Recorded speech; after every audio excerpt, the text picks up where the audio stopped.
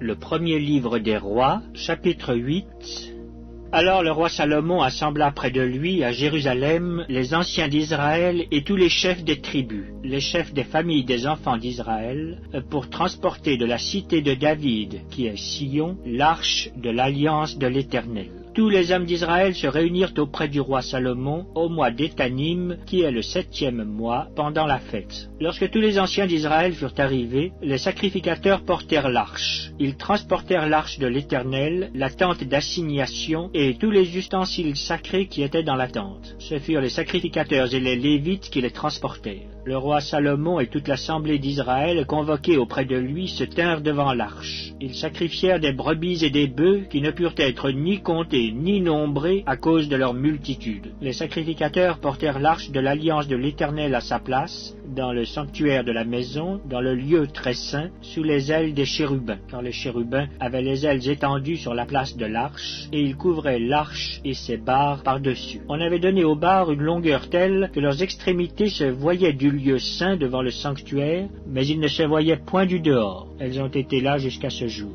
Il n'y avait dans l'arche que les 2 tables de pierre que Moïse y déposa en Horeb lorsque l'Éternel fit alliance avec les enfants d'Israël à leur sortie du pays d'Égypte. Au moment où les sacrificateurs sortirent du lieu saint, la nuée remplit la maison de l'Éternel. Les sacrificateurs ne purent pas y rester pour faire le service à cause de la nuée, car la gloire de l'Éternel remplissait la maison de l'Éternel. Alors Salomon dit, « L'Éternel veut habiter dans l'obscurité. J'ai bâti une maison qui sera ta demeure, un lieu où tu résideras éternellement. » Le roi tourna son visage et bénit toute l'assemblée d'Israël, et toute l'assemblée d'Israël était debout. Et il dit, « Béni soit l'Éternel, le Dieu d'Israël, qui a parlé de sa bouche à David, mon père, et qui accomplit par sa puissance ce qu'il avait déclaré en disant, « Depuis le jour où j'ai fait sortir d'Égypte mon peuple d'Israël, je n'ai point choisi de ville parmi toutes les tribus d'Israël pour qu'il y fût bâti une maison où résida mon nom, mais j'ai choisi David pour qu'il régnât sur mon peuple d'Israël. » David, mon père, avait l'intention de bâtir une maison au nom de l'Éternel, le Dieu d'Israël. Et l'Éternel dit à David, mon père, puisque tu as eu l'intention de bâtir une maison à mon nom, tu as bien fait d'avoir eu cette intention. Seulement, ce ne sera pas toi qui bâtiras la maison, mais ce sera ton fils, sorti de tes entrailles, qui bâtira la maison à mon nom. L'Éternel a accompli la parole qu'il avait prononcée. Je me suis élevé à la place de David, mon père, et je me suis assis sur le trône d'Israël, comme l'avait annoncé l'Éternel, et j'ai bâti la maison au nom de l'Éternel, le Dieu d'Israël. J'y ai disposé un lieu pour l'arche où est l'alliance de l'Éternel, l'alliance qu'il a faite avec nos pères quand il les fit sortir du pays d'Égypte. Salomon se plaça devant l'autel de l'Éternel, en face de toute l'assemblée d'Israël. Il étendit ses mains vers le ciel et il dit, « Ô Éternel, Dieu d'Israël, il n'y a point de Dieu semblable à toi, ni en haut dans les cieux, ni en bas sur la terre. Tu gardes l'alliance et la miséricorde envers tes serviteurs qui marchent en ta présence de tout leur cœur. Ainsi tu as tenu parole à ton serviteur David, mon père, et ce que tu as déclaré de ta bouche, tu l'accomplis en ce jour par ta puissance. Maintenant, Éternel, Dieu d'Israël, observe la promesse que tu as faite à David, mon père, en disant, « Tu ne manqueras jamais devant moi d'un successeur assis sur le trône d'Israël, pourvu que tes fils prennent garde à leur voie et qu'ils marchent en ma présence comme tu as marché en ma présence. » Oh, qu'elle s'accomplisse, Dieu d'Israël, la promesse que tu as faite à ton serviteur David, mon père. Mais quoi?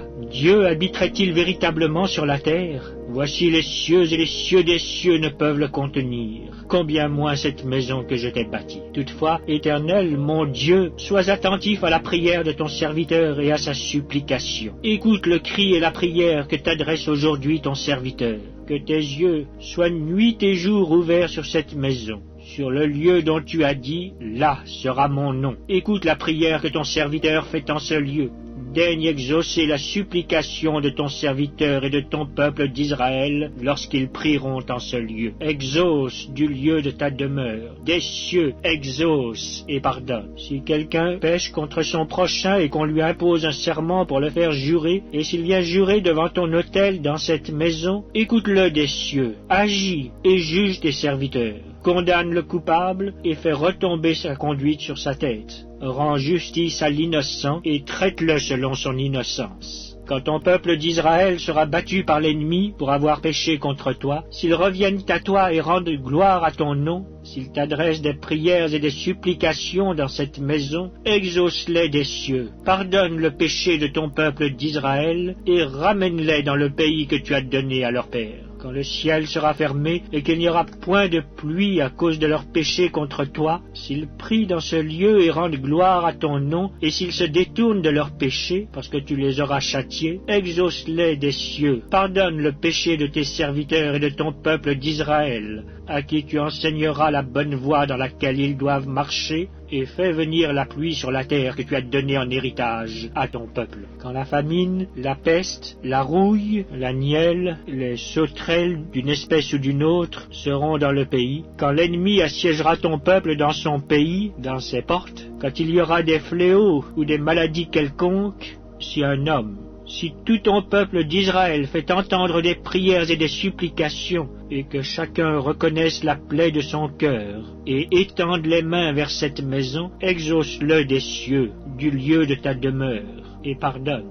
Agis et rends à chacun selon ses voies, toi qui connais le cœur de chacun, car seul tu connais le cœur de tous les enfants des hommes, et ils te craindront tout le temps qu'ils vivront dans le pays que tu as donné à nos pères. Quand l'étranger, qui n'est pas de ton peuple d'Israël, viendra d'un pays lointain à cause de ton nom, car on saura que ton nom est grand, ta main forte et ton bras étendu, quand il viendra prier dans cette maison, exauce-le des cieux, du lieu de ta demeure, et accorde à cet étranger tout ce qu'il te demandera, afin que tous les peuples de la terre connaissent ton nom pour te craindre, comme ton peuple d'Israël, et sache que ton nom est invoqué sur cette maison que j'ai bâtie. Quand ton peuple sortira pour combattre son ennemi en suivant la voie que tu lui auras prescrite, s'ils adressent à l'Éternel des prières, les regards tournés vers la ville que tu as choisie et vers la maison que j'ai bâtie à ton nom, exauce des cieux leurs prières et leurs supplications, et fais leur droit. Quand ils pécheront contre toi, car il n'y a point d'homme qui ne pêche, quand tu seras irrité contre eux et que tu les livreras à l'ennemi, qui les emmènera captifs dans un pays ennemi, lointain ou rapproché, s'ils rentrent en eux-mêmes dans le pays où ils seront captifs, s'ils reviennent à toi et t'adressent des supplications dans le pays de ceux qui les ont emmenés, et qu'ils disent « Nous avons péché, nous avons commis des iniquités, nous avons fait le mal », s'ils reviennent à toi de tout leur cœur et de toute leur âme, dans le pays de leurs ennemis qui les ont emmenés captifs, s'ils t'adressent des prières, les regards tournés vers leur pays que tu as donné à leur père, vers la ville que tu as choisie et vers la maison que j'ai bâtie à ton nom, exauce des cieux, du lieu de ta demeure, leurs prières et leurs supplications, et fais leur droit. Pardonne à ton peuple ses péchés et toutes ses transgressions contre toi. Excite la compassion de ceux qui les retiennent captifs, afin qu'ils aient pitié d'eux, car ils sont ton peuple et ton héritage, et tu les as fait sortir du pays d'Égypte, du milieu d'une fournaise de fer. Que tes yeux soient ouverts sur la supplication de ton serviteur et sur la supplication de ton peuple d'Israël pour les exaucer en tout ce qu'ils te demanderont. Car tu les as séparés de tous les autres peuples de la terre pour en faire ton héritage, comme tu l'as déclaré par Moïse, ton serviteur, quand tu fis sortir d'Égypte nos pères, Seigneur éternel. Lorsque Salomon eut achevé d'adresser à l'Éternel toute cette prière et cette supplication, il se leva de devant l'autel de l'Éternel où il était agenouillé, les mains étendues vers le ciel. Debout, il bénit à haute voix toute l'assemblée d'Israël en disant « Béni soit l'Éternel qui a donné du repos à son peuple d'Israël selon toutes ses promesses. » De toutes les bonnes paroles qu'il avait prononcées par Moïse, son serviteur, aucune n'est restée sans effet. Que l'Éternel, notre Dieu, soit avec nous, comme il a été avec nos pères. Qu'il ne nous abandonne point et ne nous délaisse point, mais qu'il incline nos cœurs vers lui, afin que nous marchions dans toutes ses voies et que nous observions ses commandements, ses lois et ses ordonnances qu'il a prescrites à nos pères. Que ces paroles, objet de mes supplications devant l'Éternel, soient jour et nuit présentes à l'Éternel notre Dieu, et qu'il fasse en tout temps droit à son serviteur et à son peuple d'Israël, afin que tous les peuples de la terre reconnaissent que l'Éternel est Dieu et qu'il n'y en a point d'autre. Que votre cœur soit tout à l'Éternel, notre Dieu, comme il l'est aujourd'hui, pour suivre ses lois et pour observer ses commandements. le roi et tout Israël avec lui offrirent des sacrifices devant l'Éternel. Salomon immola 22 000 bœufs et 120 000 brebis pour le sacrifice d'action de grâce qu'il offrit à l'Éternel. Ainsi le roi et tous les enfants d'Israël firent la dédicace de la maison de l'Éternel. En ce jour, le roi consacra le milieu du parvis qui est devant la maison de l'Éternel, car il offrit là les holocaustes, les offrandes et les graisses des sacrifices d'action de grâce, parce que l'autel d'airain qui est devant l'Éternel était trop petit pour contenir les holocaustes, les offrandes et les graisses des sacrifices d'action de grâce. Salomon célébra la fête en ce temps-là, et tout Israël avec lui. Une grande multitude, venue depuis les environs de Hamath jusqu'au torrent d'Égypte, s'assembla devant l'Éternel notre Dieu pendant 7 jours et 7 autres jours, soit 14 jours. Le 8e jour, il renvoya le peuple, et ils bénirent le roi, et s'en allèrent dans leurs tentes, joyeux et le cœur content pour tout le bien que l'Éternel avait fait à David, son serviteur, et à Israël, son peuple.